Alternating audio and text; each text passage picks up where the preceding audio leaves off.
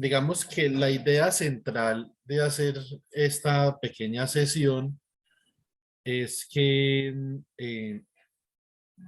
nosotros básicamente, cuando hablamos de funciones de Green en mecánica cuántica, hay una palabra clave, ¿cierto?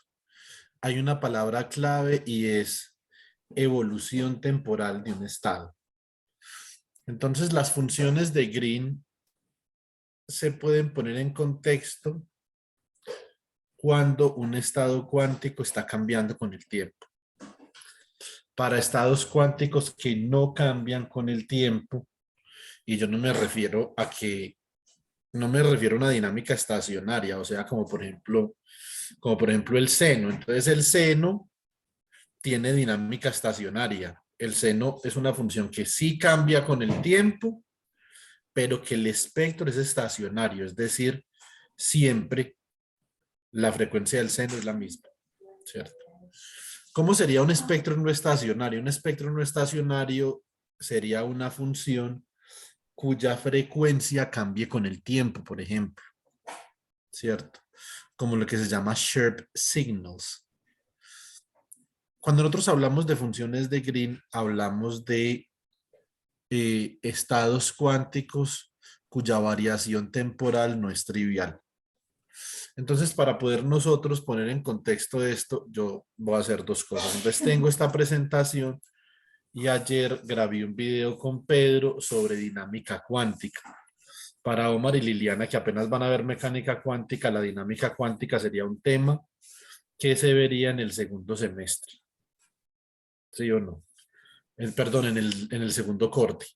En el segundo corte de mecánica cuántica, de la uno.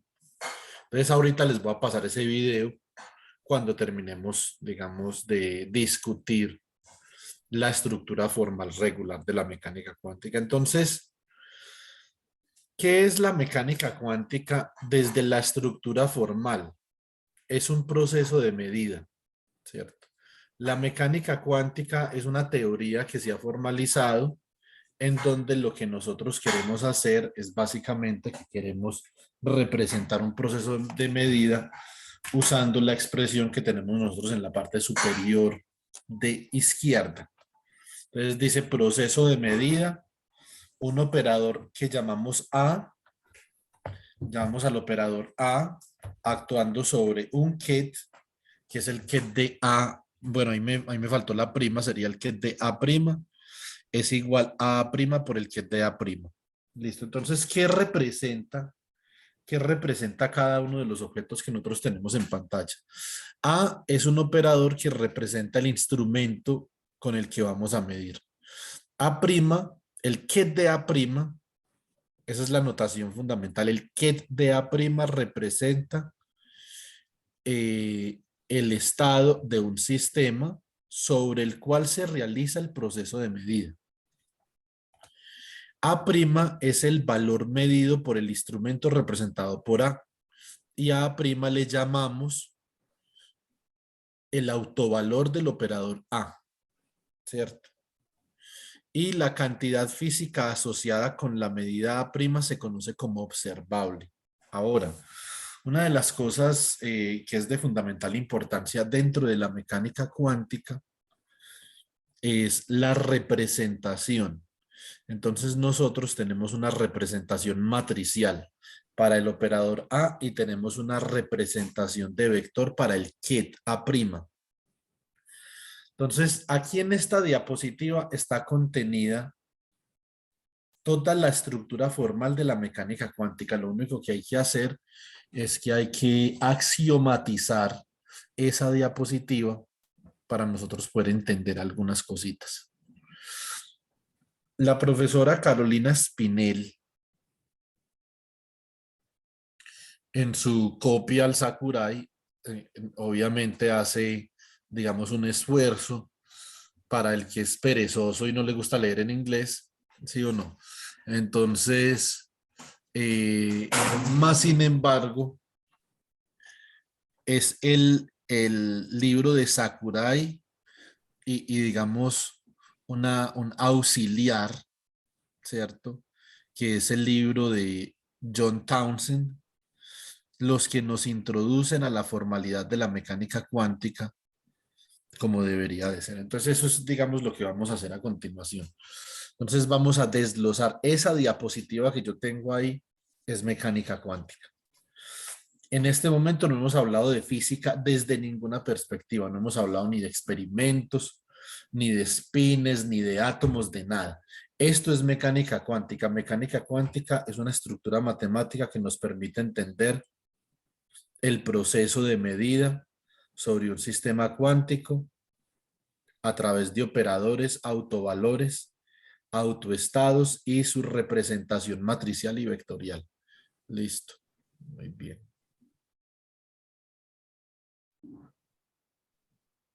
Muy bien. Entonces, aspectos importantes acá de esta cuestión. Entonces sería la representación. Primero que todo, esta es la ecuación más importante de la mecánica cuántica, que es, esto es el problema de autovalores.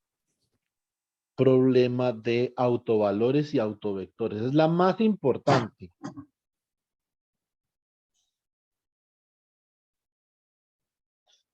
Y autovectores.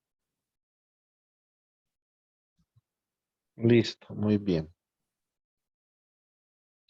Ahora, entonces vamos a motivar un poco el estudio de la mecánica cuántica con un experimento. La mecánica cuántica no son experimentos. La mecánica cuántica puede predecir resultados de experimentos, que es distinto.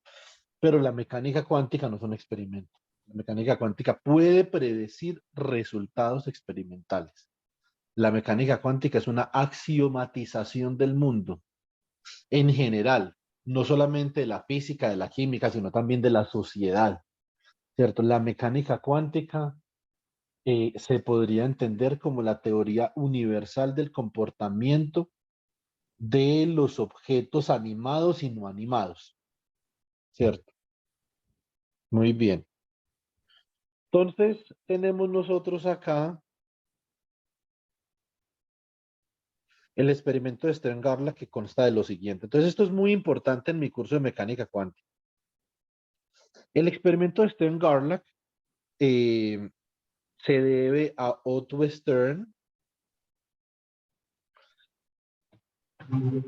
Bueno, la concepción se debe a Otto Stern y a Walter Gerlach. Esto tiene una historia interesante. Otto Stern ganó el premio Nobel de 1943 en plena Segunda Guerra Mundial, pero Walter Gerlach no.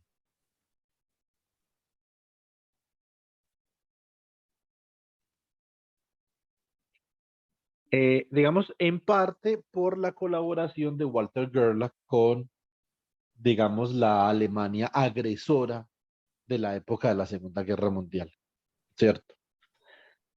¿En qué consiste el experimento de Stern-Garlach? Entonces, mucho ojo, sobre todo Lilly y Omitar, que vamos a ver ahora, mecánica cuántica. Átomos de plata, entonces se calientan en un horno y escapan a través de un pequeño hueco, un pequeño orificio. Entonces, estos átomos verdes son átomos de plata, como dice acá, y este horno está a una temperatura T. Acá lo que nosotros vamos a tener, así como en óptica, ¿cierto? Es un colimador. Tenemos un colimador del haz, ¿cierto? Entonces, este colimador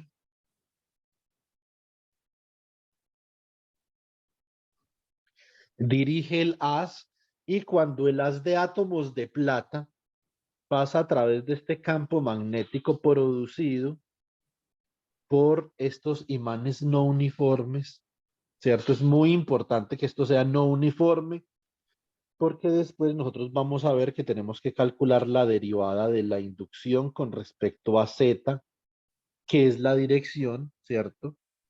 En la que va el campo magnético. El campo magnético va en dirección menos a Z, como ustedes pueden ver ahí claramente, ¿cierto? Muy bien. Y hay unos átomos, entonces esto es lo importante, unos átomos se deflectan en esta dirección, en presencia del campo magnético y otros átomos se deflectan en esta otra dirección en presencia del campo magnético. Y entonces acá surge obviamente una pregunta importante. ¿Qué identidad tienen los átomos? ¿Qué diferencia los átomos que se deflectan en dirección Z y los que se deflectan en dirección menos Z? ¿Qué los diferencia? ¿Cuál es el mecanismo que permite la diferenciación de los átomos en esta observación? Entonces, esta es una pregunta importante que puede responder la mecánica cuántica. Entonces, ¿qué diferencia los átomos en azul y en rojo? Porque esos átomos tienen la misma carga eléctrica, tienen la misma masa, tienen lo mismo de todo porque son átomos de plata, ¿cierto? Entonces, ¿cómo es posible que unos átomos se deflecten en dirección Z y unos en dirección menos Z? Entonces, esto es una vaina que en esa época era un poco inexplicable y habían varias personas detrás de una explicación de esto, personas importantes. Por ejemplo, tenemos a Wolfgang Pauli, tenemos a Kramer, ¿cierto? Tenemos Kronig, tenemos Uhlenbeck. Hay una cantidad de físicos en 1923 que comienzan a considerar este problema, ¿cierto? Como un problema importante, una pregunta importante. Y desde el punto de vista más fundamental, solamente fue Paul Dirac hasta 1929 que dio con una solución a este problema teóricamente, ¿cierto? Es decir, derivar la solución desde el punto de vista más fundamental, que es lo que nosotros conocemos como la ecuación de Dirac. Bueno, muy bien. Entonces, eh, esto les va a ayudar también un poquito con la electiva de partículas, porque no era una electiva de partículas, Omar, sin haber visto mecánica cuántica. Eso va a ser, digamos, intenso, sobre todo para ti que te gusta entender las cosas, ¿cierto? Entonces, pero esto les puede dar como una idea, porque la teoría de partículas se basa fuertemente sobre la ecuación de Dirac. Es algo que uno no ve en mecánica cuántica aún. Yo confío en los dos profes que tengo, uno de cuántica, uno que me va a dar cuántica y uno que me va a dar el que me dijo que la metiera en que vamos a ir en buen puerto y que me van a saber explicar Pues bien. esperemos a ver cómo les va, ¿cierto? Ahí miramos en lo que se les pueda ayudar. En lo que se les pueda sacar el cuerpo, me avisan para correr. Listo. Entonces, acá lo que tenemos es básicamente lo siguiente. ¿De dónde podemos nosotros derivar una respuesta? Entonces, la respuesta al problema de Stern-Gerlach deriva de este recuadro negro que yo tengo acá y este otro de acá. Dice, los átomos de plata se pueden modelar como un núcleo con 47 electrones. No un núcleo atómico, sino un núcleo de materia, pues. Después digan, uy, este man está diciendo que el núcleo tiene electrones. No, un núcleo de materia, o sea, un núcleo con 47 protones, 47 electrones, pero ojo, 46 de esos electrones están emparejados, ¿cierto? Y hay un electrón 5s que está sin pareja. Este electrón 5s es el electrón clave, ¿cierto? Es el electrón clave. Y entonces lo que decimos es lo siguiente. Yo puedo tener un conjunto de electrones que van a exhibir un momento magnético, ¿cierto? 23 electrones o 23 pares de electrones con momento magnético en dirección Z y 23 pares de electrones con momento magnético en dirección menos Z. 23 pares. De esos 46 electrones que hay ahí, no viene magnetismo del átomo de plata. El magnetismo del átomo de plata va a venir del electrón sin pareja, Solito.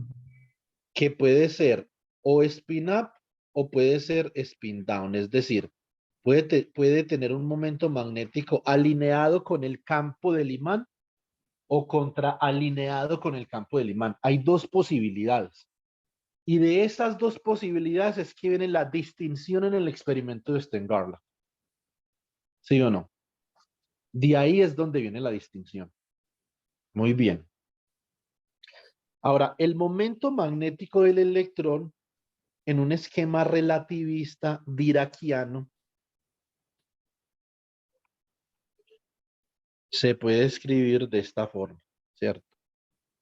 Como mu igual a E sobre la masa del electrón por la velocidad de la luz que multiplica a este vector de acá, que nosotros vamos a ver que en mecánica cuántica, este término que yo tengo acá se comporta de maneras muy diferentes a los vectores. Vamos a tener que diferenciar en mecánica cuántica entre el concepto de vector y espinor. Entonces, este es el momento magnético del electrón del átomo y queda en términos de una cantidad que llamamos spin. Listo. Muy bien, entonces vamos a hacer un pequeño modelo del experimento de Stern-Garlock, un modelo clásico que nos da el momento. ¿De dónde viene la mecánica cuántica acá? La mecánica cuántica viene del concepto de spin del electrón, pero el resto lo podemos describir usando electrodinámica clásica, ¿cierto? Muy bien. Entonces, ¿qué tenemos acá? Primero que todo, la energía de interacción entre el momento magnético mu y el campo de inducción, como nosotros vimos en el curso de electrodinámica clásica y también en el curso de electromagnetismo con Lili y Juan Diego, viene dada por E sub m igual a menos mu punto b. ¿Cierto? Muy bien. Así, la fuerza que actúa sobre el momento magnético, nosotros sabemos que es el menos gradiente de la energía, por lo tanto, la fuerza es igual al gradiente de mu por b. Y si nosotros seleccionamos a B como menos B en AZ, como nos muestra el diagrama, observen que el campo magnético del imán, las líneas van de norte a sur.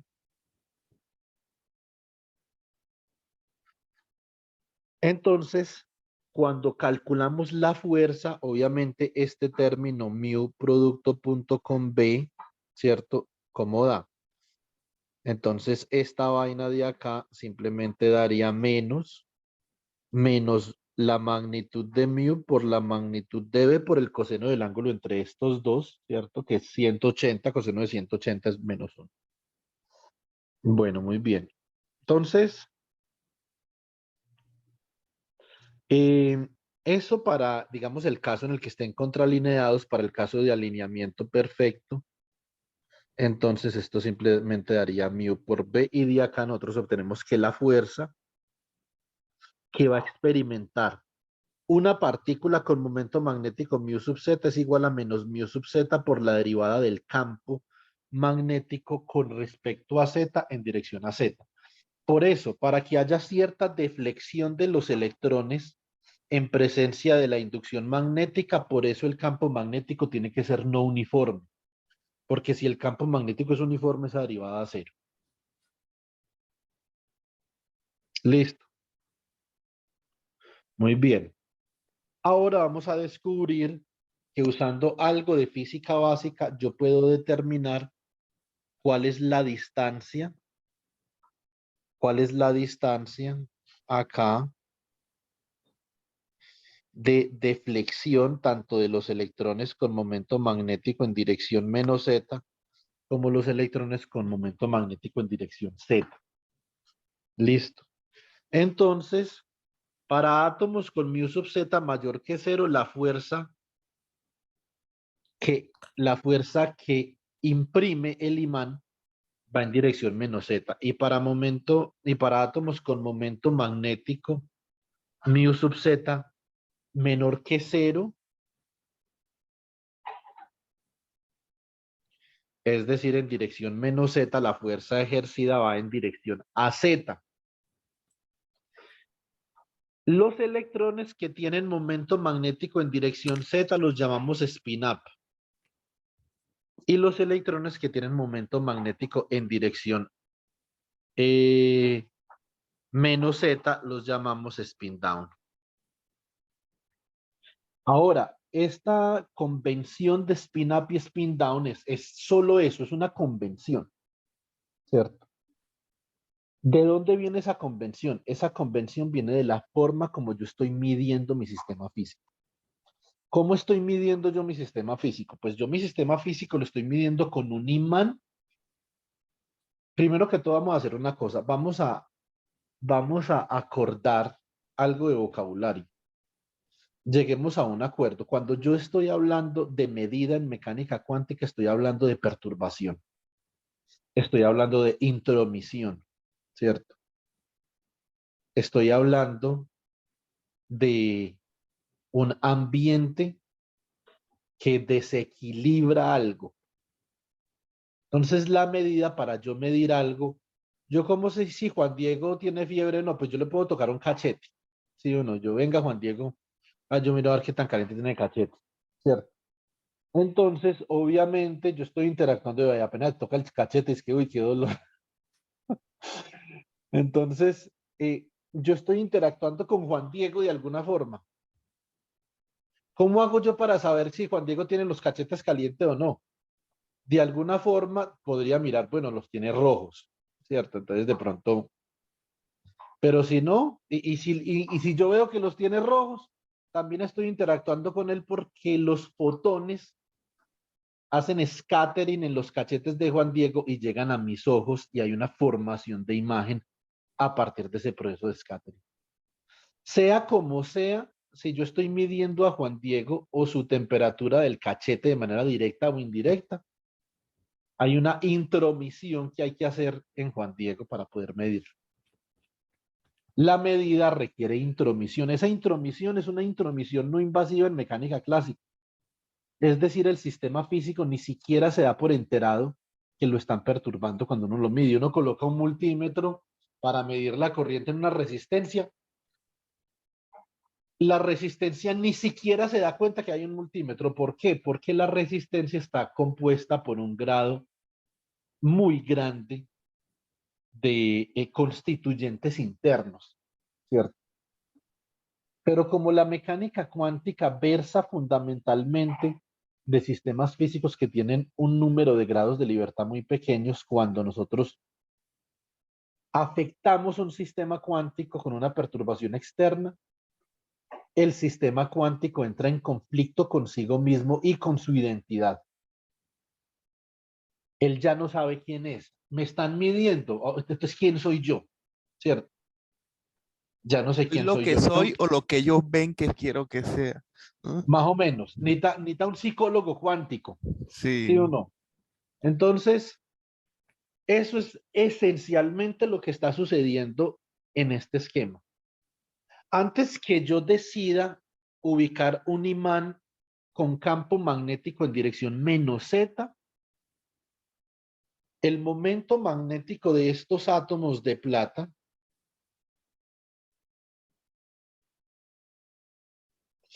todavía no ha definido dirección.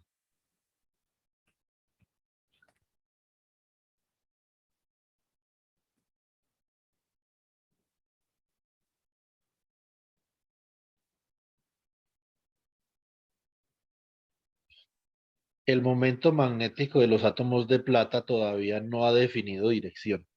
¿Cuándo define dirección el momento magnético de los átomos de plata? O sea, ese sistema cuántico no ha sido perturbado externamente. No hay una intromisión al sistema cuántico todavía. Entonces, como todavía no hay una intromisión al sistema cuántico, el sistema cuántico todavía no define su identidad para nosotros. Puede que él internamente tenga una definición de identidad ya, pero nosotros no la conocemos. Nosotros no sabemos cuál es la identidad del sistema cuántico todavía. Una vez nosotros ubicamos un imán cuyo campo magnético está en dirección Z, ya sea Z o menos Z, inmediatamente el sistema cuántico define identidad, ¿cierto? Él define que algunos de sus átomos tienen spin down en dirección Z y algunos de sus átomos tienen spin up en dirección Z. ¿Qué pasaría si nosotros, por ejemplo, ubicamos un imán con campo magnético en dirección X? Pues básicamente que los átomos van a definir su identidad según la forma como se están midiendo. Entonces ahí se definirían en dirección X o menos X para el momento magnético. Si es en dirección Y, entonces en ese caso el momento magnético de los átomos, que sería el estado, entonces se definiría como momento magnético en dirección Y o en dirección menos Y. Entonces, esto es muy importante, ¿sí o no? Esto es supremamente importante. Porque es la medida la que va a definir la identidad del sistema cuántico, ¿sí o no? Ahora, un cálculo, digamos, un cálculo inocente que uno puede hacer con mecánica clásica es yo definir, por ejemplo, acá yo puedo definir que la distancia es un medio de A por T al cuadrado, ¿cierto? Esa es mi distancia. Yo tengo acá un medio, tengo que la aceleración es la fuerza sobre la masa y que el tiempo es la longitud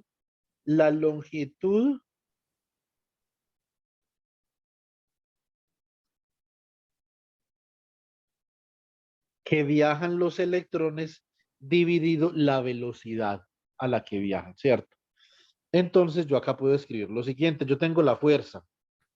¿Quién es la fuerza? Es mu sub z por la derivada de la inducción con respecto a z. Tengo la distancia al cuadrado y abajo me queda mv al cuadrado, ¿cierto? Yo, digamos, puedo expresar acá un medio de esta parte de mv al cuadrado como k sub bt, que sería la energía térmica de los átomos debido a que vienen de un horno térmico, ¿cierto?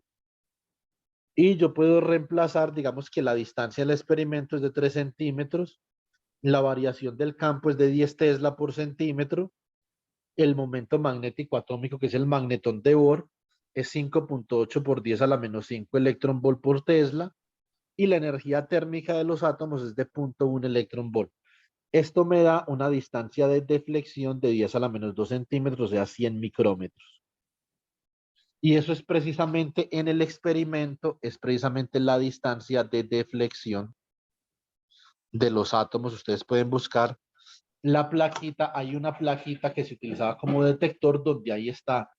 En esa plaquita ustedes pueden ver corrosión en dos puntos diferentes de la placa a donde estaban impactando los dos átomos con naturaleza spin diferente, ¿cierto? Ahora, este experimento de Stern-Garlock entonces básicamente nos muestra la existencia de dos especies diferentes de spin. Eso lo dedujo Dirac teóricamente, pero solamente fue hasta casi 10 años después de que Otto Stern postuló este experimento. Acá tenemos entonces un electrón spin down y acá tenemos uno spin up. O un átomo spin down y un átomo spin up. Profe, Dime. entonces podemos decir que lo que define que los átomos en azul y en rojo en sí es el spin del átomo, Exactamente. y el spin del átomo pues hace referencia pues al momento magnético Al momento El magnético del átomo. electrón. Del átomo que el está cual relacionado con el electrón Con el- porque está los asociado al como es 23, neutro. 47º electrón que se encuentra en solitario, ¿no? exactamente.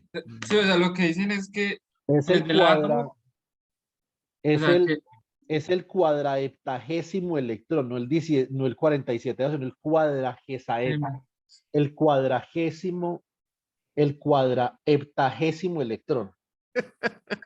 Listo, bro. Profe, o sea, decían que era el momento magnético del átomo, pero ya habían deducido que el momento magnético de ese átomo dependería solo de ese electrón, Exactamente, pues ya ¿cierto? conocía el átomo de plata. Ajá. Ah, ok.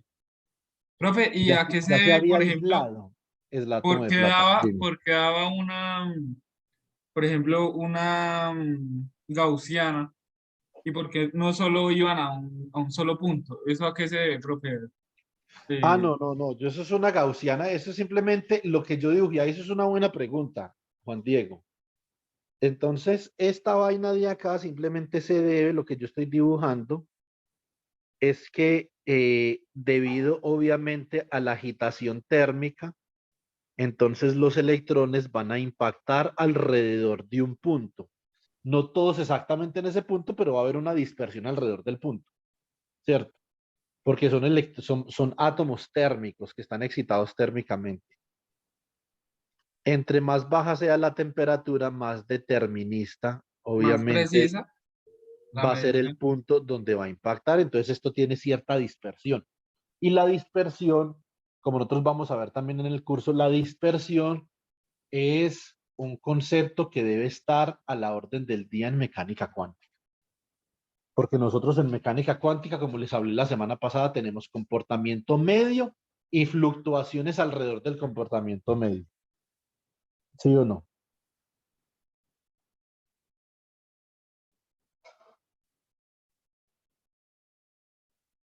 Liliana está muerta de la risa con algo. Lili, cuenta el chiste.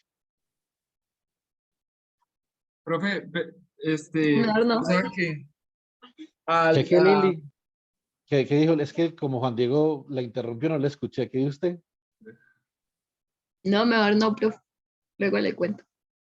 Bueno, profe, o sea que entre más alta sea la temperatura, más pérdida de información hay. ¿Se puede interpretar así? sí, claro. Ah, ok. Esa es una buena interpretación. Muy bien. Entonces, nosotros ya hemos definido un experimento a partir del cual nosotros podemos formular y plantear algunas definiciones importantes sobre el sistema físico, ¿cierto? Entonces vamos a hablar del sistema físico que estamos estudiando. Entonces, digamos, si nosotros nos devolvemos a la primer diapositiva donde hablamos del problema de autovalores y de autovectores,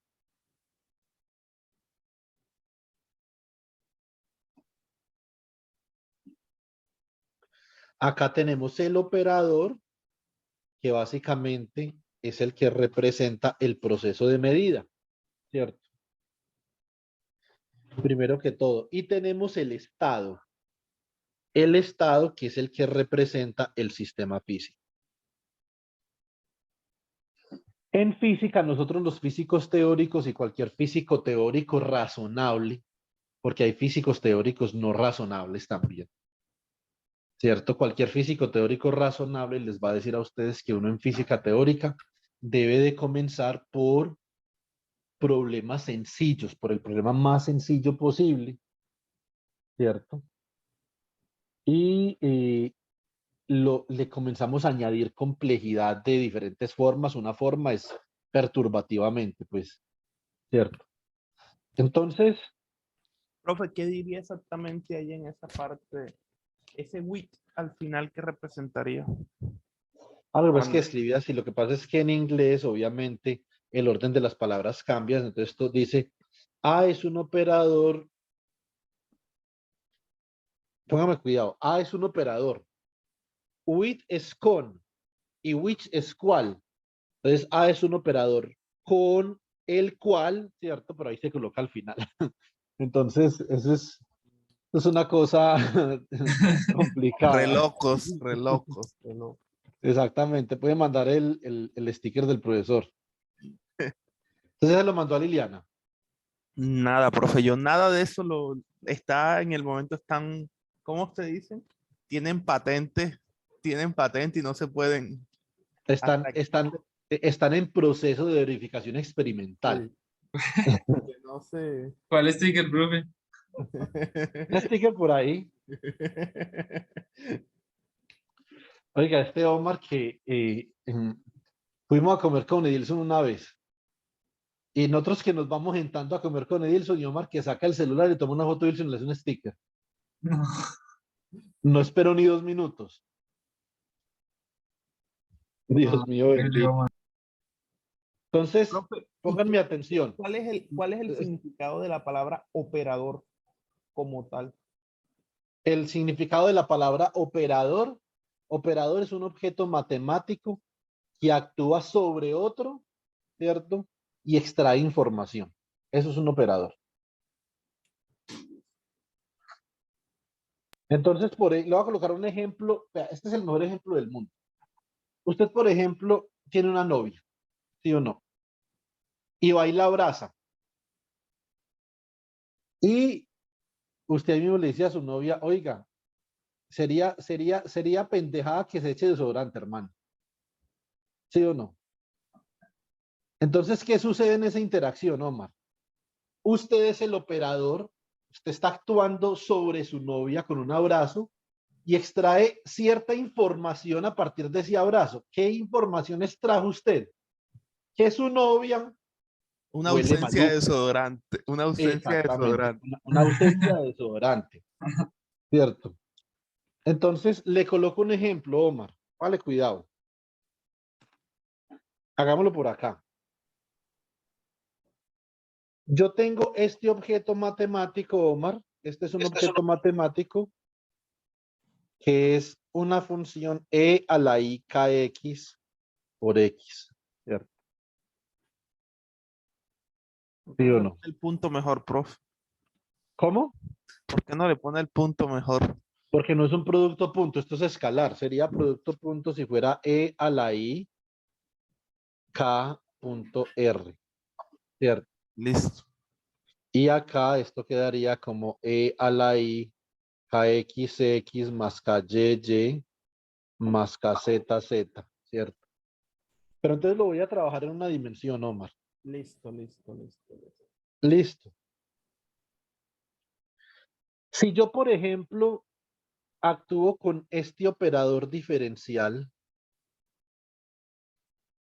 sobre este objeto matemático que es una función, entonces yo qué tengo? Yo tengo i por e, perdón, i kx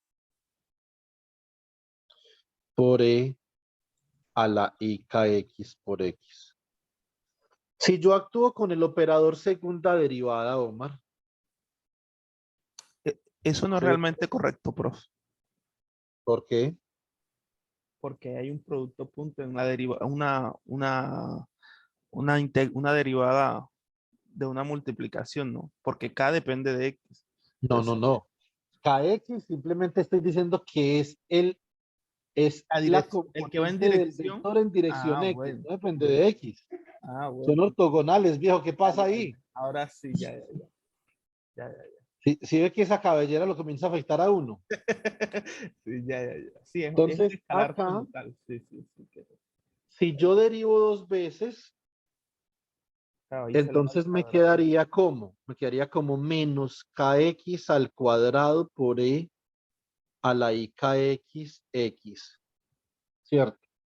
Muy bien, pónganme atención.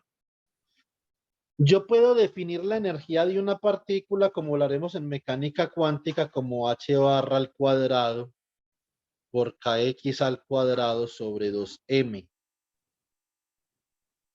Porque la energía, Omar, es p al cuadrado sobre 2m, la energía cinética, pero como hemos visto en el curso, en mecánica cuántica, bajo la hipótesis de de Broglie, el momentum lo puedo expresar como h barra por el vector de onda, ¿cierto? O sea que esto queda h barra al cuadrado kx cuadrado si es en una dimensión sobre 2m.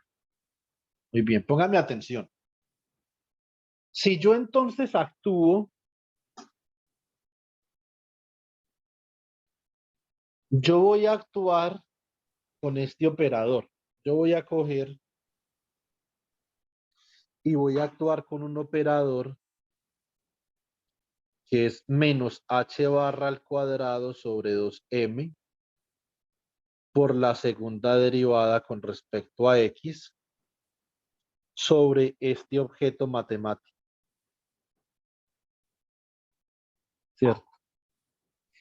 Yo ya sé que la segunda derivada con respecto a X de ese objeto matemático da menos kx al cuadrado por e a la i kx. O sea que si yo actúo con este, ¿quién es mi operador, Omar? Mi operador sería esta parte de acá.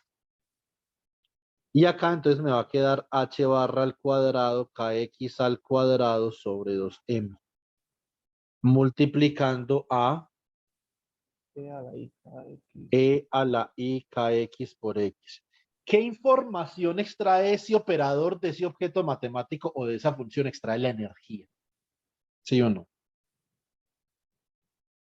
Esto se llama un problema de autofunciones. Entonces, en un dominio funcional, yo tengo un hamiltoniano acá, ¿cierto? Esto es un operador hamiltoniano que depende de la derivada con respecto a x al cuadrado, ¿cierto? Actúa sobre una función que depende de kx y me entrega la energía como función de kx por la función como función de kx. Esto es un problema de autofunciones que es muy parecido a este problema de autovectores que tenemos acá, pero esto es más abstracto. Entonces, esa es la función del operador. La función del operador es extraer información, ¿cierto? De un sistema físico. Entonces, extrae información y extraer información implica medir. ¿Sí o no? Ahora, en el contexto del experimento de Stern-Garlock, entonces este imán que yo tengo acá, ¿qué función cumple este imán? Ese es el operador, ¿no? Medir. Ese es el operador, exactamente. Ujú. Ese es el operador. Todo el aparato que yo tengo acá es el operador. Todo este aparato que yo tengo acá, chicos, es un operador que cumple determinada función. Ahora, ¿quién es el sistema físico? Eso es lo que a mí más me importa. Por lo menos en este momento que nosotros estamos en vísperas de comenzar a trabajar con funciones de Green. Y créame, Omar, que si usted quiere considerar seriamente trabajar en el bosón de Higgs, aprender lo que yo le voy a enseñar en este curso es fundamental. ¿Sí o no?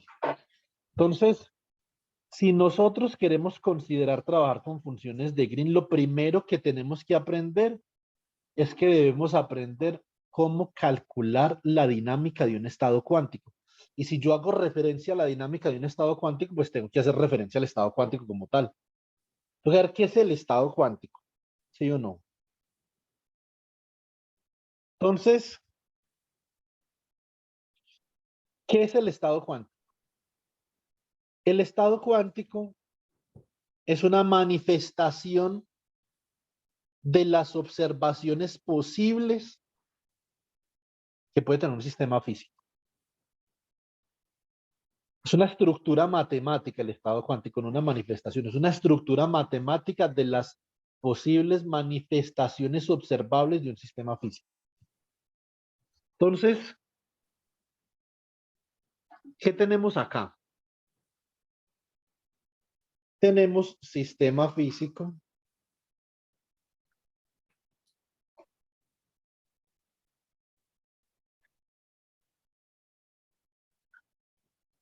átomo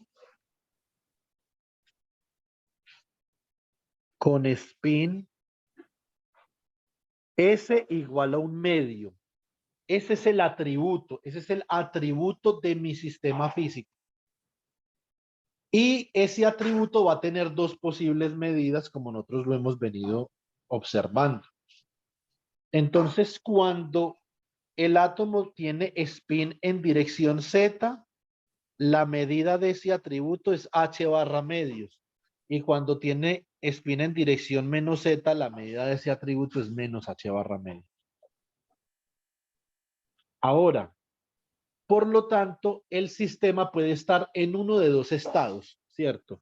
Dos estados posibles.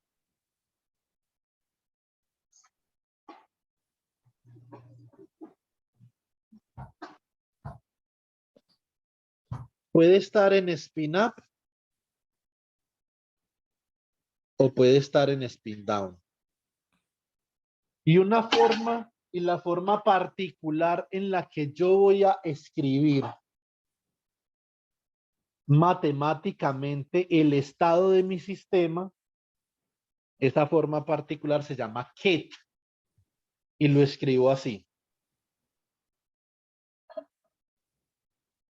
Esto es ket up y esto es ket down.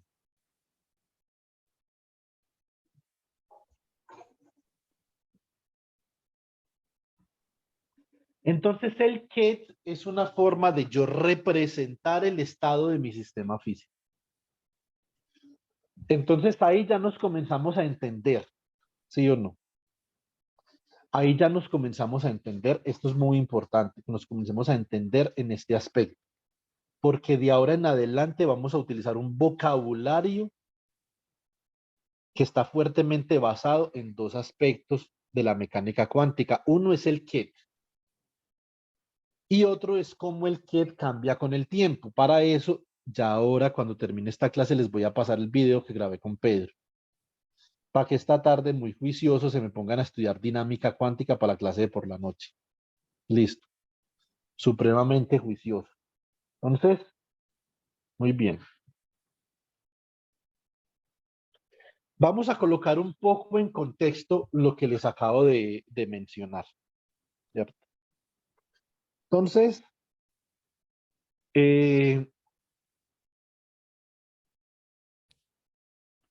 mm,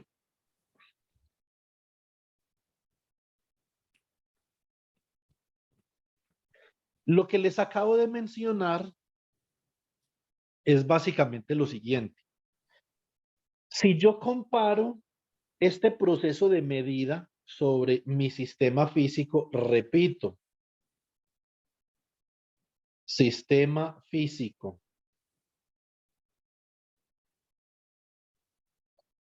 átomo de plata,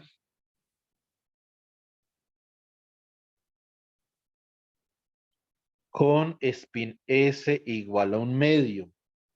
Estado de mi sistema físico.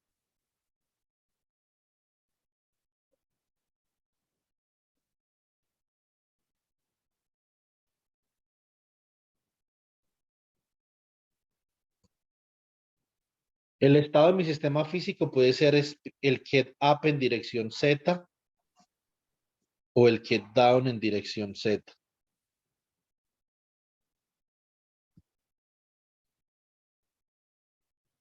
Listo.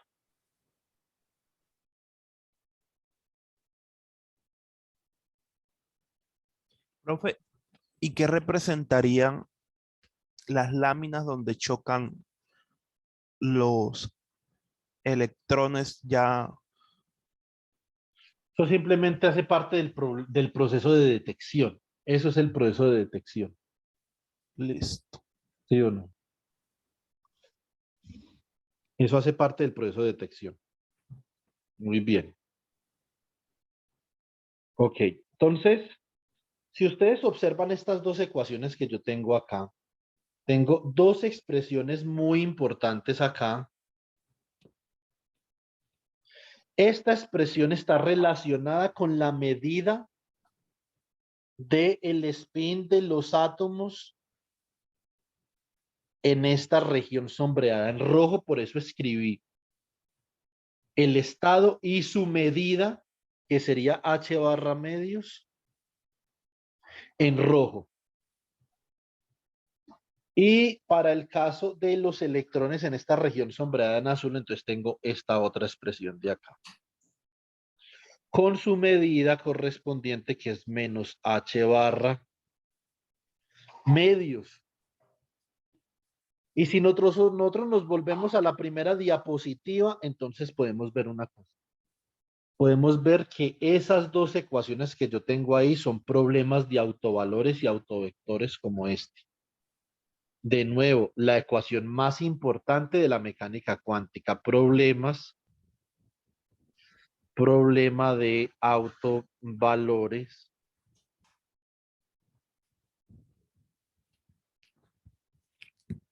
y autovectores. Listo. ¿Qué problema de autovalores y de autovectores nosotros tenemos acá? Bueno, esencialmente, nuestro primer problema de autovalores y de autovectores es que el operador lo voy a llamar SZ. Entonces, ¿quién es el operador en este caso, chicos? Operador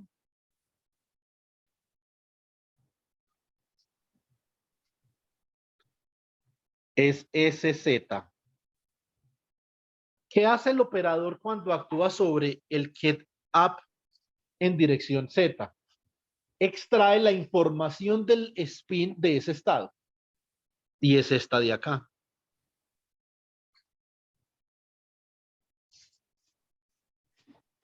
¿Y qué pasa cuando el mismo operador actúa sobre spin down en dirección Z? Pues extrae la información del spin de ese estado.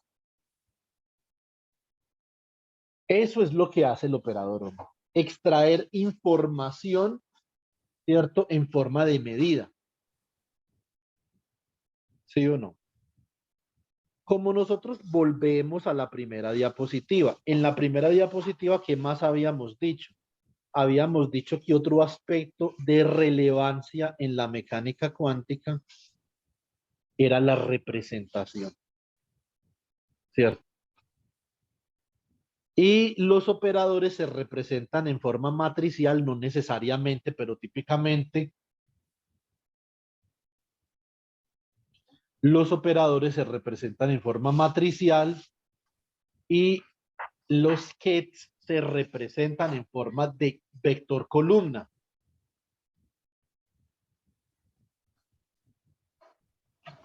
Entonces acá tenemos una representación para el operador SZ.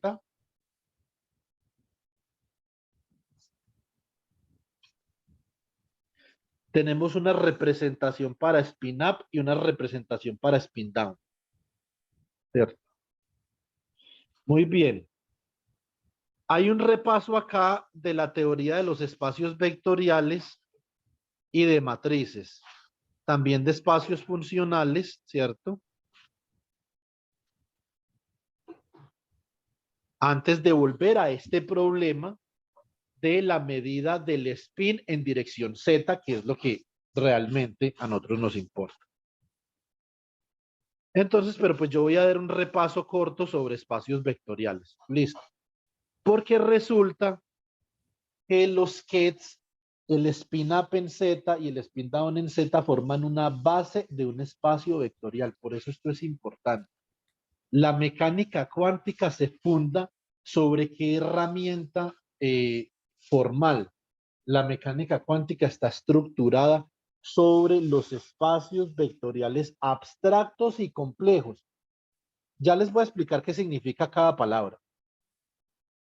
Un espacio vectorial, ¿cierto? Es una complejidad matemática en donde elementos existen en esa complejidad matemática generados, ¿cierto? Por una estructura que llamamos base, ¿cierto? Muy bien, entonces esto es importante.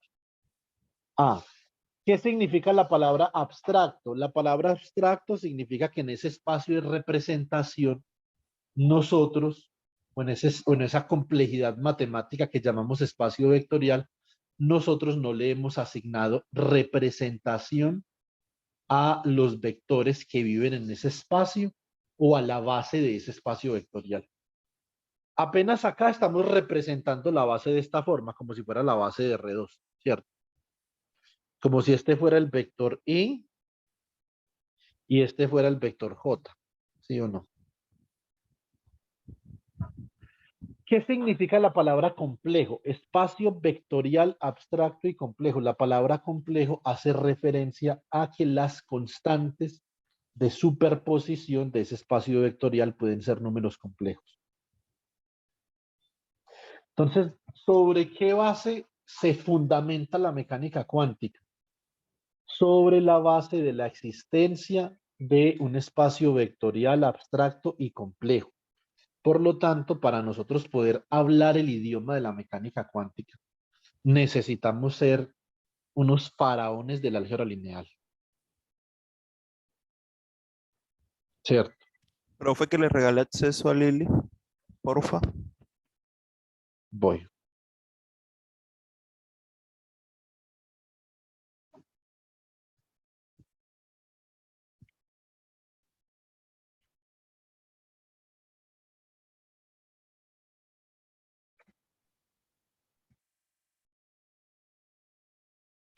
Muy bien. Entonces, el espacio vectorial, vamos a examinar entonces eh, algunas definiciones y algunos aspectos importantes de los espacios vectoriales. ¿Listo? Bueno.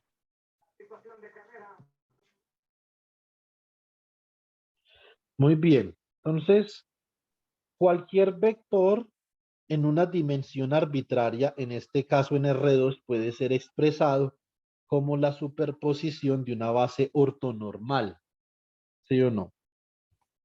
No tiene que ser normal. Para que sea una representación completa debe ser ortogonal, ¿cierto? Pero en mecánica cuántica la base ortonormal juega un papel muy importante, como yo les voy a explicar en ese video que grabé con Pedro, porque en mecánica cuántica de sistemas o de sistemas cerrados, es decir, sistemas aislados que no intercambian ni energía ni partículas con el medio, Entonces, ¿para qué, profe? Para la probabilidad. exactamente, para que no se disipe U. probabilidad ni Ujú. para que no se disipe información. Entonces, digamos, eso es un punto importante. Entonces, nosotros tenemos en R2, chicos, tenemos un vector V que se puede expresar como la superposición de una base. ¿Quién es la base acá? Entonces, la base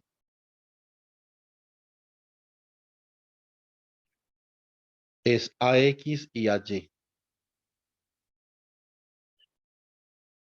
¿Cierto? Muy bien.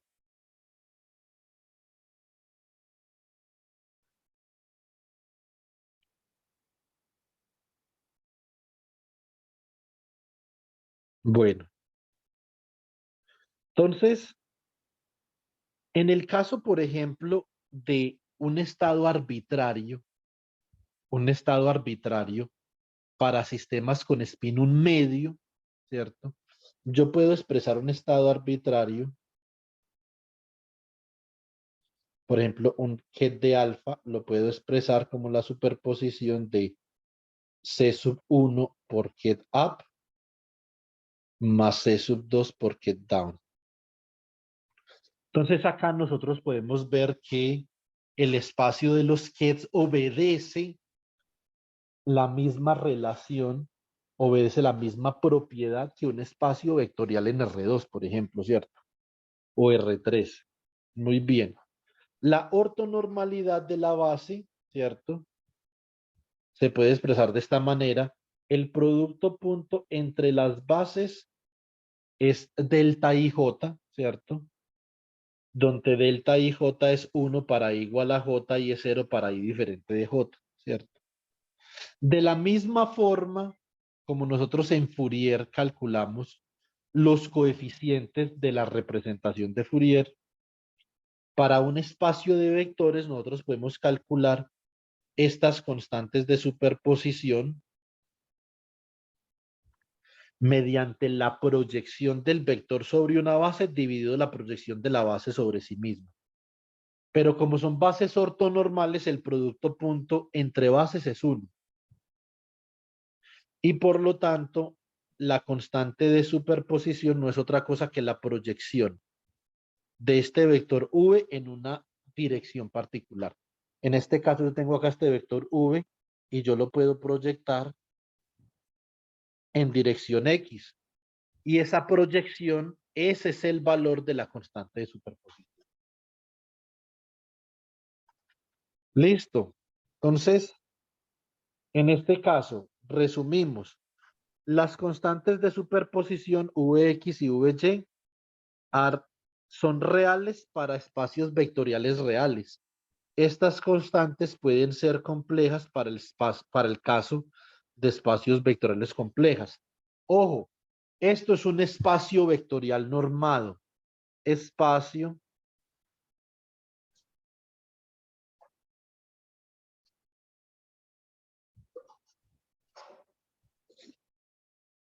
vectorial normado. Se le puede calcular una norma. ¿Por qué es tan importante la norma en mecánica cuántica? ¿Por qué es tan importante la norma? La norma es importante porque nos permite, valga la redundancia, normalizar un estado. Y la norma, ojo, en mecánica cuántica la norma no se ve afectada por transformaciones unitarias. Entonces las transformaciones unitarias, como verán en el video que le pasé a Pedro, y le voy a pasar a Pedro, también lo he pasado, las transformaciones unitarias preservan la norma. Esa es una definición importante. Listo. Muy bien. Resumen de esta diapositiva. Concentrémonos en la diapositiva 5 segundos. Vamos a hacer un resumen de esta diapositiva. Listo. Primero, todo vector en un espacio vectorial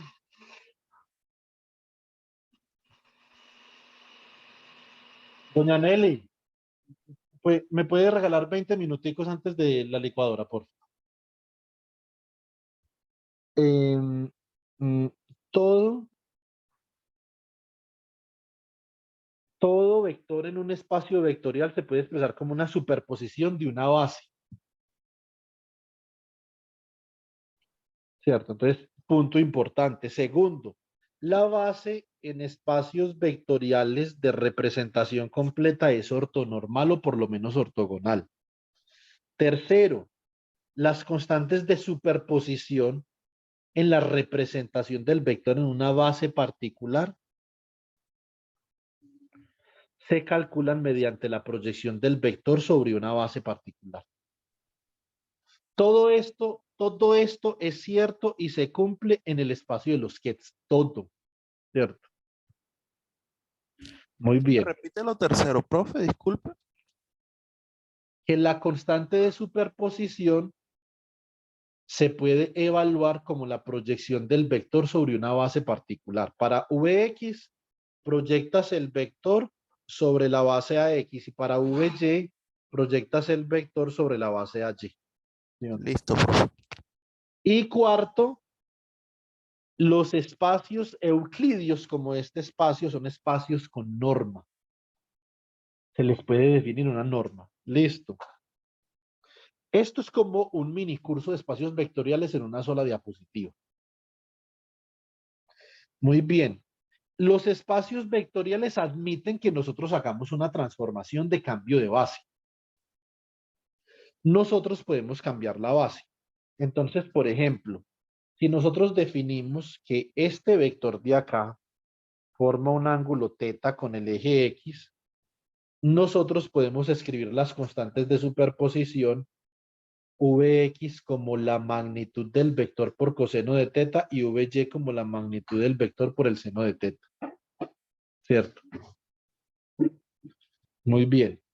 Ahora, entonces, nosotros podemos derivar un vector unitario en otra base diferente, que es AR, ¿cierto?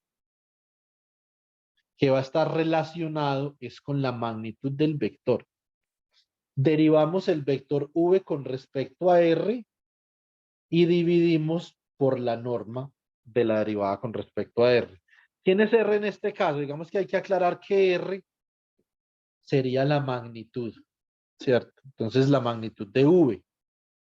Bajo esta presunción de constantes que yo tengo acá, entonces yo puedo escribir V como V cos θ en dirección a X más V seno de teta en dirección a Y.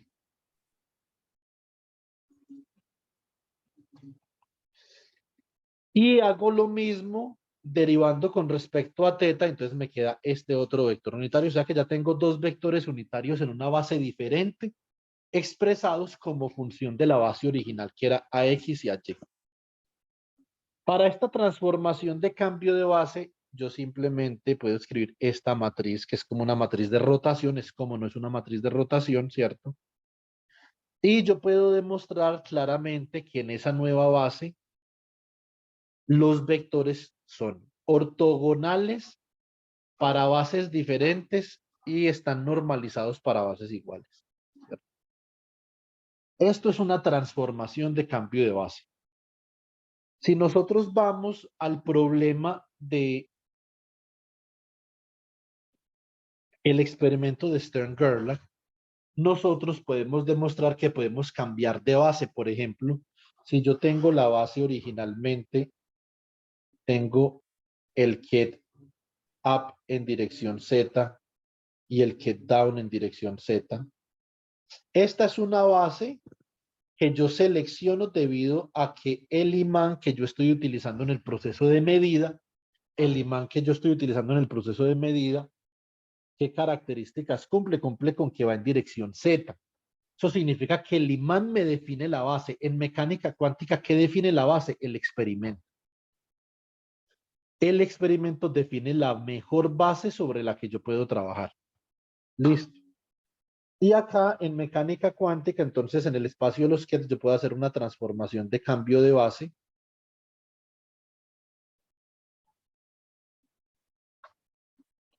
Puedo cambiar de base, por ejemplo, a spin up en dirección X y spin down en dirección X. Profe, sin cambiar el experimento, ¿cierto? Sin cambiar el experimento. Ok.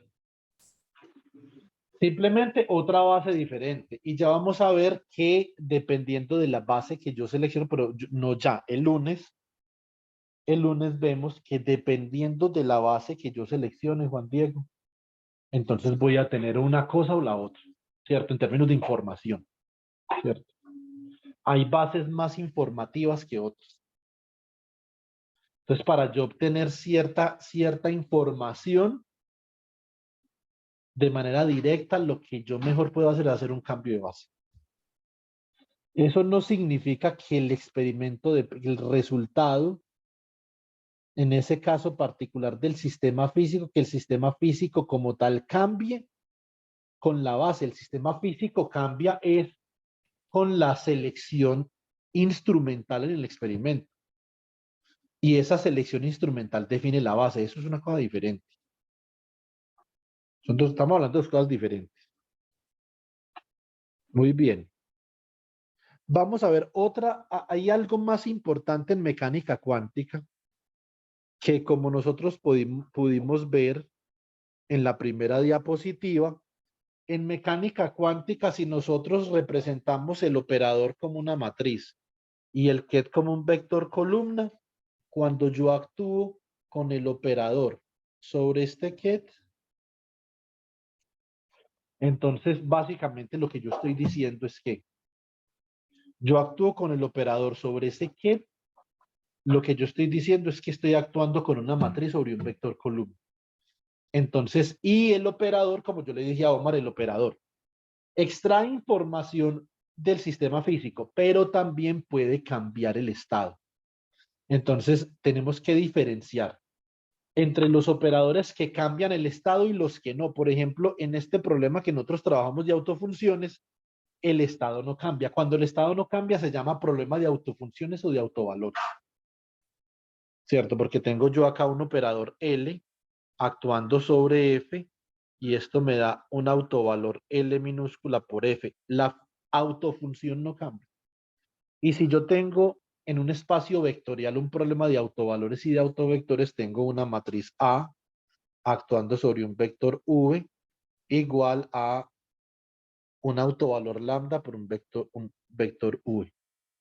sea, profe, que Pero Si ahí en vez de yo tener un Euler, tuviese un seno, ya no sería autofunciones porque él cambiaría, ¿no? Cuando el pues operador depende, actúa sobre. eso depende del operador, porque usted puede tener un operador del cual el seno es autofunción.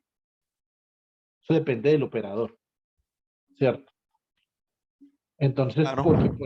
porque, por ejemplo, usted puede tener un operador armónico. Si usted construye un operador armónico y lo aplica sobre el seno, le va a dar el seno otra vez. ¿Sí o no? Entonces, eso depende de la construcción. Bueno, muy bien. Listo. Entonces, por lo tanto, es importante para mí, si yo estoy considerando hacer un buen curso de mecánica cuántica, es muy importante yo poder interiorizar, conceptualizar qué significa que una matriz actúe sobre un vector, ¿cierto? ¿Qué significa eso? Entonces, la matriz cuando actúa sobre un vector puede cambiar el vector como puede que no lo cambie, ¿cierto? Entonces, eso depende. ¿Es un problema de autovalores o no? Si es un problema de autovalores, pues no lo va a cambiar. Si no, pues sí lo va a cambiar, ¿cierto? Básicamente que los problemas de autovalores se reducen a que las matrices son diagonales, ¿cierto? Muy bien. Entonces, definición.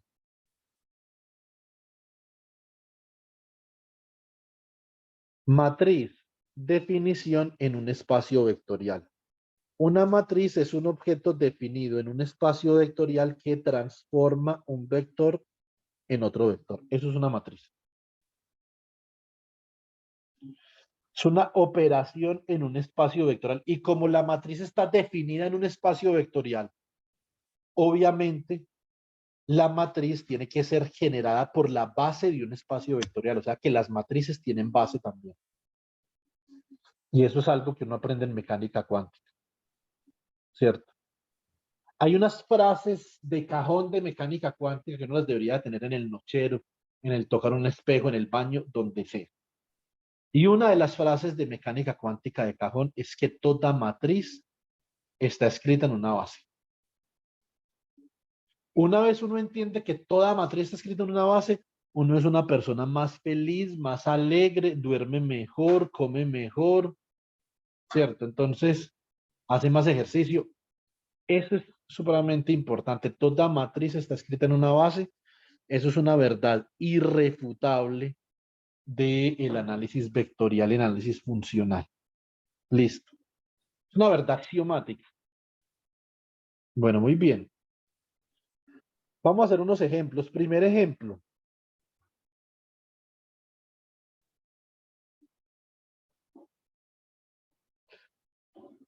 La operación identidad. Esta matriz de acá, que es la matriz identidad, si actúa sobre este vector columna AB, devuelve el mismo vector columna. Ustedes pueden hacer la operación de matrices. 1 por A más 0 por B, A, y 0 por A más 1 por B, B.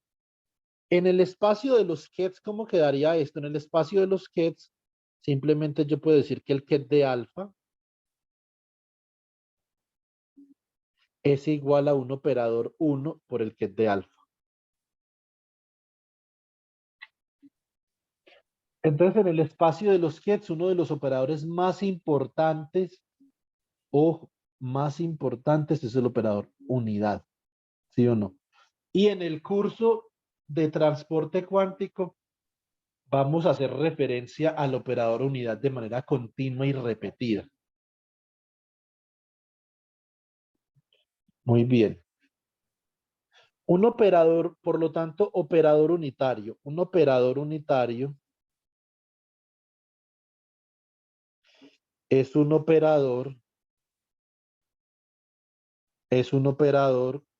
que si yo multiplico lo que llamamos la hermitiana, el hermitiano del operador por el operador, da el operador unidad.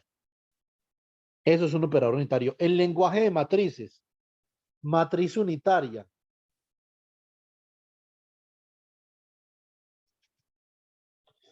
El lenguaje de matrices A por A inversa es la matriz identidad.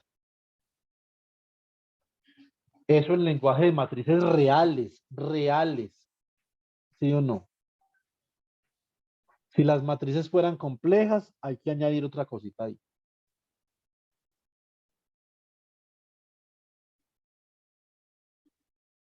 Bueno, muy bien.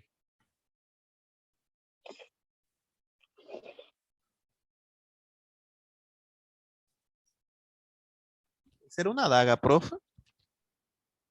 Sí, daga, exactamente. No parecía, pero bueno, se le perdona. Bueno, ahí vamos mejorando con los días. Vamos a hacer otra operación. Operación. Una operación de rotación. Una matriz R de teta actuando sobre un vector V. Esta es la matriz de rotación. Este es el vector V, vector columna. Y observamos que entonces obtenemos una versión rotada del vector. ¿Cierto? Ahora, vamos a mirar cómo sería la operación de rotación para teta igual a pi medios. Coseno de pi medios, ¿cuánto es? 0. 0. Seno de pi medios es 1. 1, o sea que esta matriz queda 0, 1, menos 1, 0. Y si nosotros actuamos sobre este vector, entonces transformamos este vector AB en el vector BA. Lo que yo estoy haciendo básicamente es esto. Si yo tengo este vector acá con componente A y acá con componente B, lo que yo hago acá es que si yo roto este vector 90 grados, ahora esta sería la componente B y esta sería la componente A después de la rotación. Entonces, esa matriz lo que está haciendo una operación, ¿cierto? Opera sobre el vector y lo transforma en otro vector a través de una rotación. Ejemplo 4. Vamos a mirar, por ejemplo, acá la ¿No sería menos B, unitariedad profe? y la... ¿Cómo? No sería menos B. Ah, sí, sí, tienes razón. Es menos B.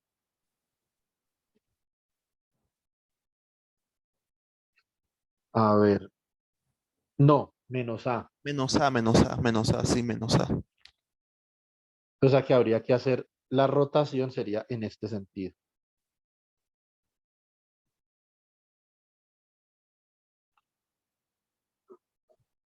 ¿Cierto? Para que acá queda menos A y acá entonces queda B. ¿Sí o no? Muy bien.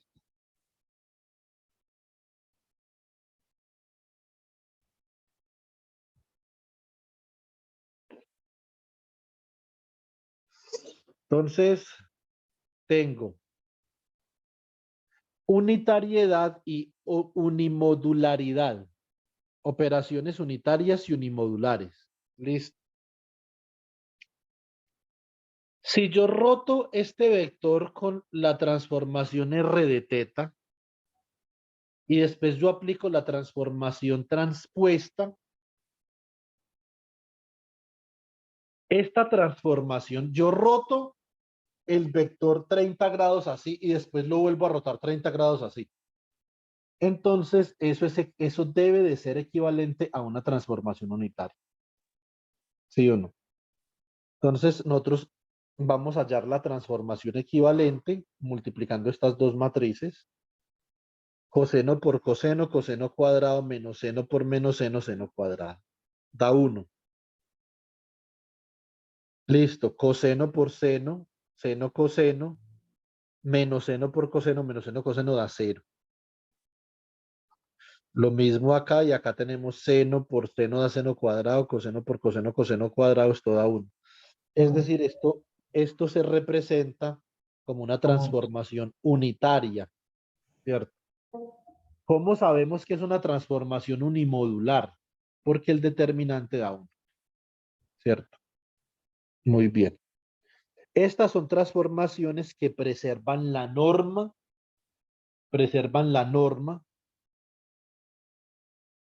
eh, durante la transformación. Listo. Bueno, muy bien. Continuamos.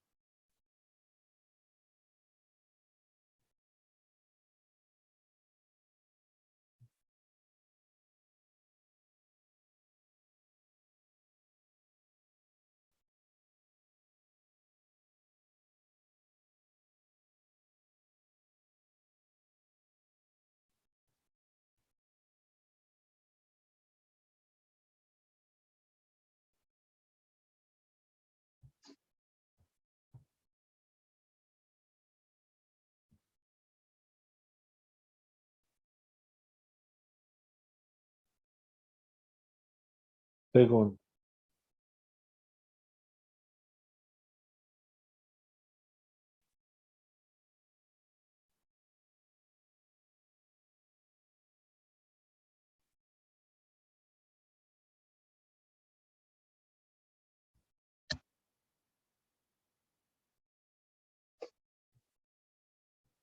Esperen, chicos.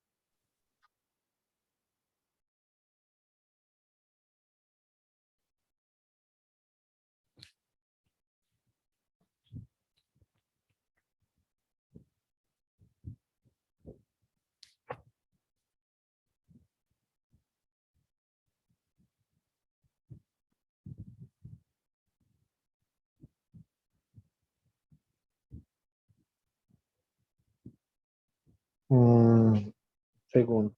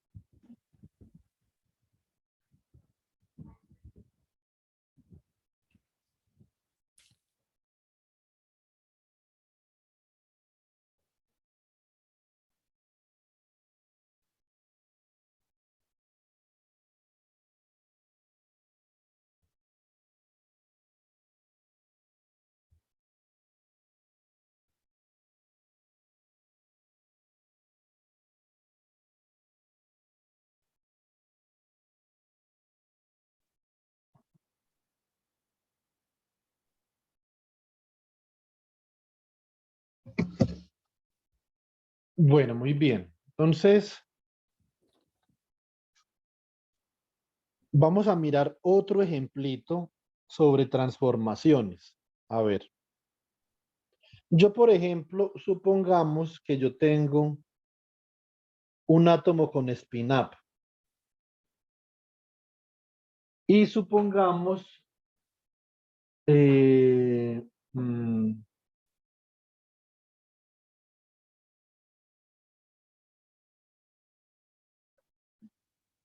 y supongamos lo siguiente.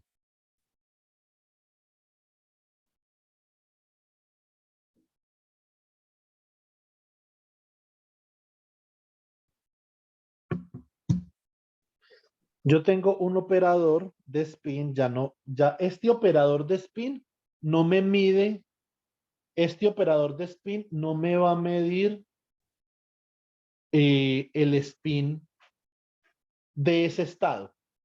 Lo que va a hacer este operador no me va a medir nada porque no es un problema de autovalores. Ese operador lo que hace es que va a transformar el estado. Entonces este operador S menos lo que va a hacer es que transforma este estado en este otro. Eso significa que reduce el spin del sistema. Entonces acá el spin, antes de la operación, el spin MZ era 1/2 y después de la operación el spin MZ quedó como -1/2.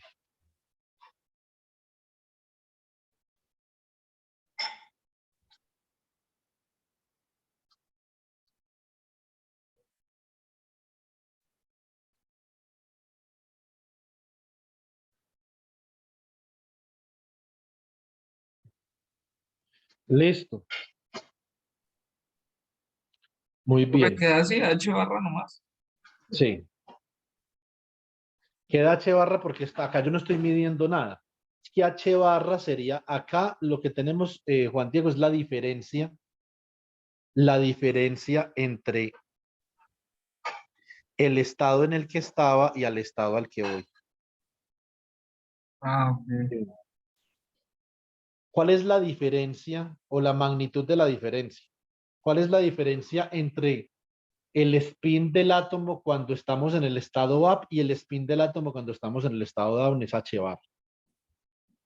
Básicamente lo que yo quisiera hacer sería que yo quisiera, yo quisiera hallar una representación matricial para S menos.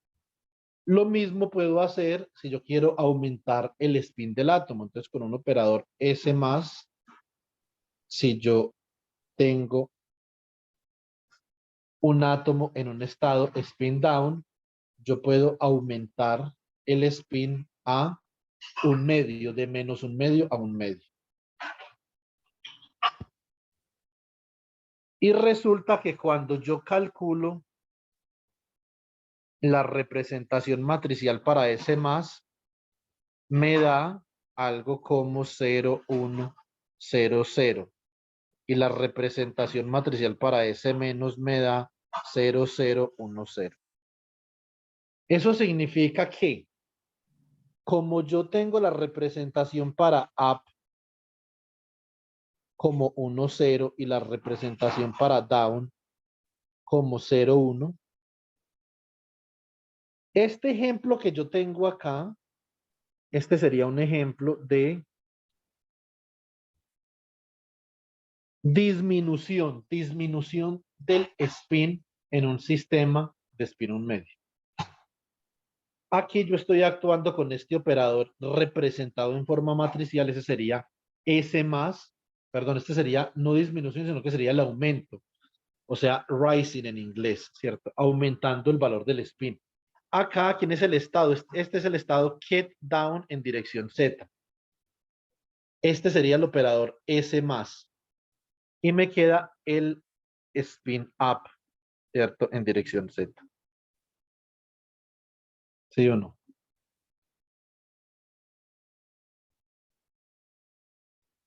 Muy bien. Ahora, esta sería la otra operación. Entonces, esta sería la operación de reducir el spin del sistema físico. Entonces, este sería S menos. Este sería spin up en dirección Z y nos da spin down en dirección Z.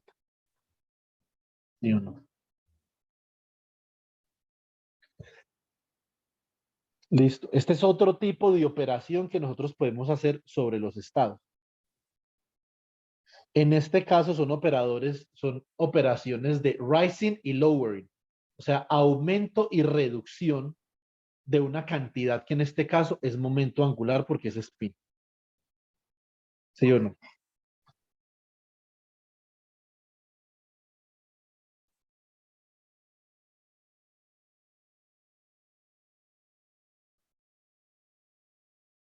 Listo.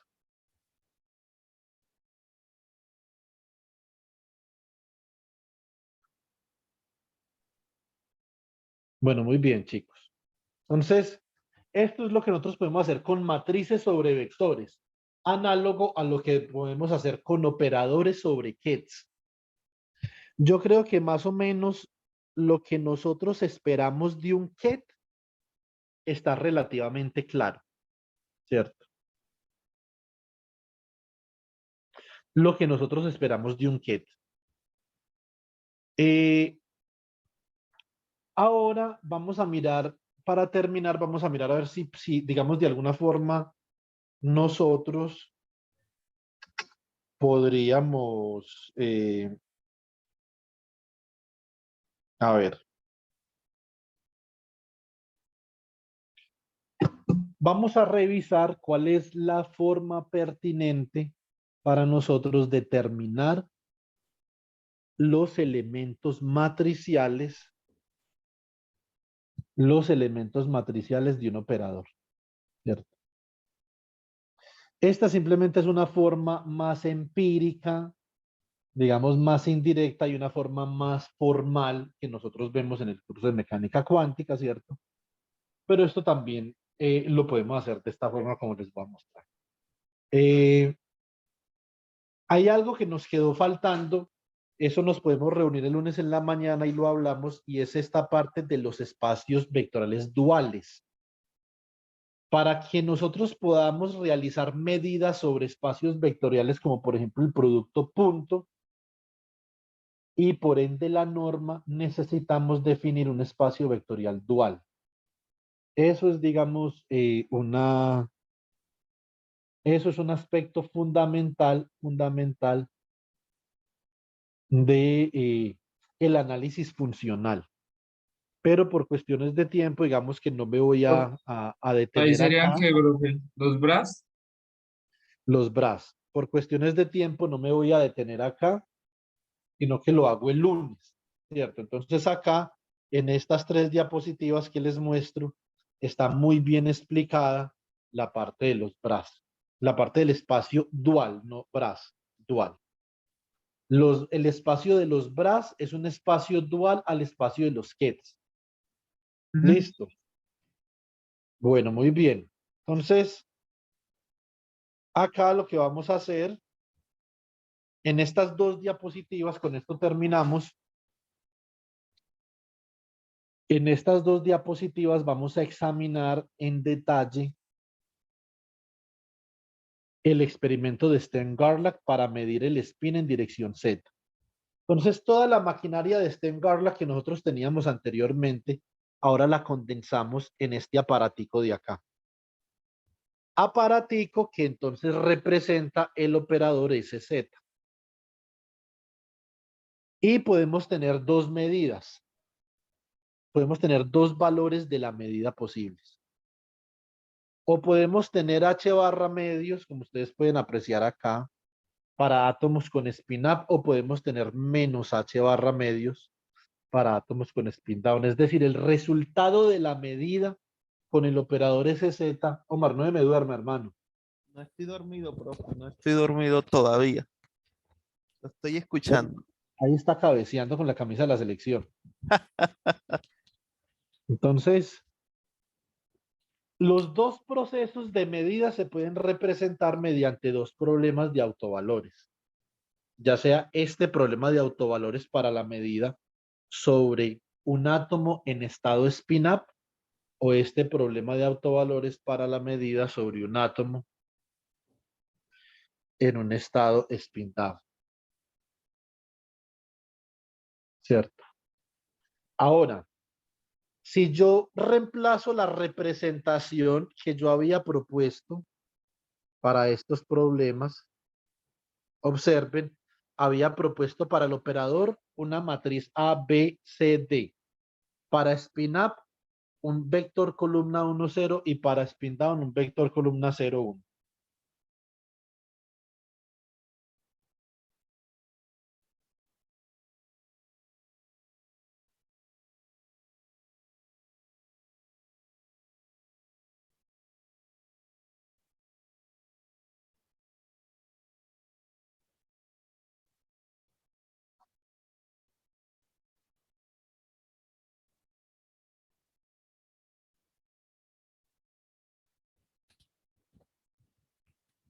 Listo.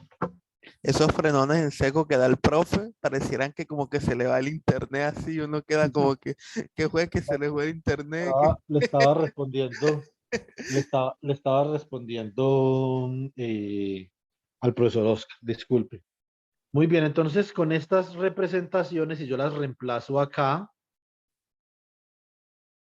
entonces reemplazo la representación para SZ, que es una matriz A, B, C, D, ¿cierto? Reemplazo la representación para get up en Z, que es 1, 0. Y de acá, obviamente yo igualando lado con lado, obtengo que A es H barra medios y C es igual a 0. ¿Cómo hago yo esto? Esto yo lo hago muy fácil. A por 1, A más B por 0, 0 igual a H barra medios. Sale directo de multiplicar al lado izquierdo e igualar al lado derecho. ¿Cierto? C por 1, C, ¿cierto? Más D por 0, 0, o sea que C es igual a 0. De acá salen entonces dos valores, dos de los 4 elementos matriciales de la representación del operador. Vamos entonces para esta representación, para la representación del problema de medida sobre spin down en Z. ¿Cierto? Muy bien. Entonces tengo, reemplazo la representación del operador y la representación de spin down en Z. ¿Qué me da? A por 0, 0 más B por 1, 1, B igual a 0. C por 0, 0 más D por 1, 1 igual a menos H barra medios. O sea que acá yo obviamente ya obtengo que los problemas de autovalores para este proceso de medida, observen que aquí estoy bloqueando la medida de spin down y aquí estoy bloqueando la medida de spin up. Esta es la forma en la que yo puedo preparar un estado puro, ya sea spin up o spin down, bloqueando una de las dos salidas del medidor de Stern-Garner. Esto se hace con filtros. Yo puedo colocar un filtro de spin. El filtro de spin solamente me va a dejar pasar o átomos con spin up o átomos con spin down. ¿Sí o no? Y acá entonces preparo un estado spin up y acá preparo un estado spin down y los problemas de medida entonces ya los puedo expresar una vez ya tengo la representación del operador SZ como H barra medios por la matriz 1, 0, 0, menos 1. Esa es la representación de ese operador y esa matriz se conoce como sigma Z, que es una de las matrices de Pauli 1, 0, 0, menos 1. ¿Cierto? Y por lo tanto, en términos de las matrices de Pauli, yo puedo expresar el problema de autovalores para spin up así y para spin down así. Muy bien. El lunes entonces vamos a ver algo interesante y es, ¿será que yo puedo medir el spin en dirección Z y el spin en dirección X al mismo tiempo? No. ¿Qué característica o qué aspecto maravilloso de la mecánica cuántica descubrimos cuando observamos que o predecimos teóricamente que spin en dirección Z y en dirección X no se pueden medir simultáneamente?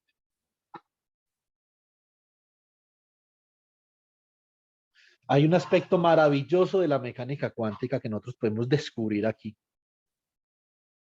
Y de ahí es de donde viene el uso muy importante de lo que se llama conmutador. Conmutador simplemente es lo siguiente. Es una operación entre dos matrices o operadores que dice que A por B menos B por A es algo. Nosotros con números sabemos que 2 por 3 es igual a 3 por 2. Los números tienen multiplicación conmutativa, pero los operadores y las matrices no. Y vamos a ver que cuando estos conmutadores son diferentes de cero en el caso de mecánica cuántica, eso hace manifiesta una naturaleza importantísima de los operadores en el sistema en particular que vamos a medir. Después, entonces, vamos a hacer algunas operaciones, ¿cierto? Tratando de medir simultáneamente ese X y ese Y. Después vamos a representar a ese X matricialmente, el operador SX, ¿cierto? Después seguimos con el operador SY. Después representamos un operador ya no en dirección X, Y o Z, sino un operador en dirección arbitraria.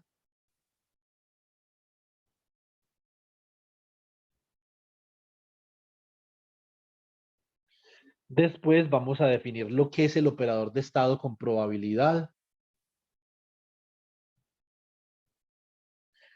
Definimos los estados puros, los estados mixtos. Definimos la interferencia cuántica. Definimos información. Y terminamos. Entonces, esto es un mini cursito de mecánica cuántica y si Omar y Lili le ponen la suficiente atención a lo que les voy a enseñar más o menos en 2 o 3 clasecitas, hoy es la primera clase, yo creo que pueden pasar dos cosas, positivas y una negativa.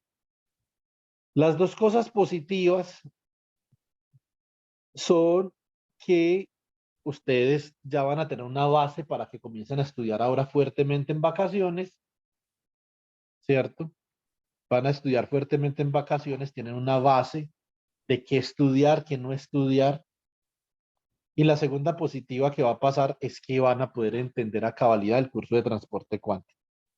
La negativa es que no van a hacer nada y no van a entender nada ni en transporte cuántico y van a perder mecánica cuántica, ¿cierto? Entonces, siempre hay dos posibilidades para todo. Entonces, uno elige libre albedrío, ¿cierto? Entonces, uno elige qué es lo que va a hacer, si va a estudiar duro, irresponsablemente o simplemente, pues, se va a hacer el presidente de la República y no va a hacer nada, ¿sí o no? Tiene dos opciones.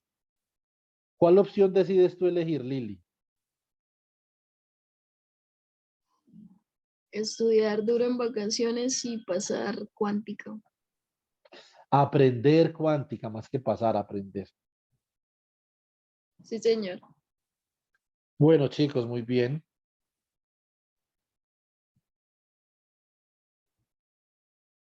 Entonces,